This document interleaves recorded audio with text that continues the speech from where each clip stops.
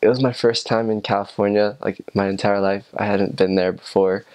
I had tried to Google Map Anaheim. The only thing I knew about it was that Disneyland was in my mission.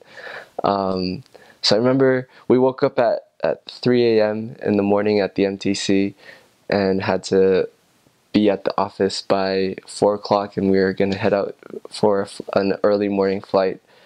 And I remember my mission president in the Anaheim mission and his assistants were at the airport picking us up.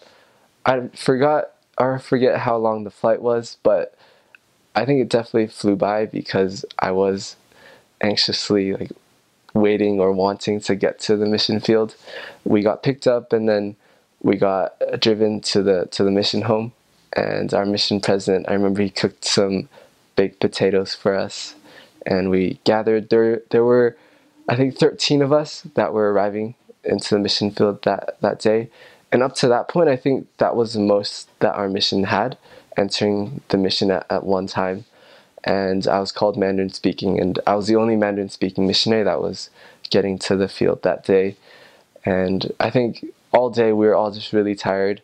We had time to take a nap at the mission home, and then we wrote a quick email to our families, and then the rest of the day was really just low key. We read from our scriptures and was able to talk with our mission president, had an interview with him, and then I think it was 3 or 4 p.m. That was when our companions would come pick us up, and they told that to us beforehand. So I was really nervous, just waiting to see who my missionary companions were going to be, like who my trainers were going to be. And up till that point, I didn't really know too much about how mission functioned.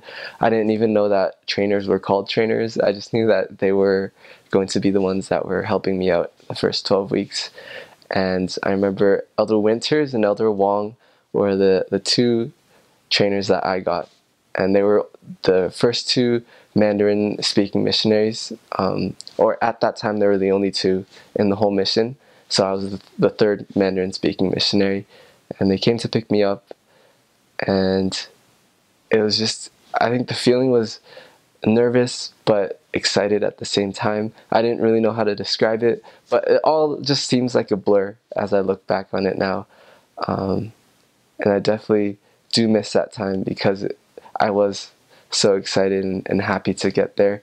And after they picked me up, we went to Target to get some of the stuff that I needed, like a pillow, my blankets, comforter, like all that stuff. And then afterwards we had English class where every Tuesday night our Mandarin branch would hold a free English class for the people in the community that would want to attend. And that was a time when I first met the members of the Mandarin branch that I would be serving there with. And it was really cool because I'd been a member my whole life, but being on the other side, having to interact with members as a missionary was something that I only dreamt of, but never really like saw coming or didn't know what to expect. So that was definitely really cool, and just a really great experience being able to meet the members and also have a lifelong dream fulfilled in a sense. And that night I remember going to bed, I was so tired. I don't even think we had time to unpack my stuff because we had to plan and do all these things that was so new to me. But I do remember sleeping on the top bunk. It was a good night's rest because I was so tired, but it was definitely a day that I will remember for the rest of my life because it was the start of a new chapter, like a new page in my life that would change me forever.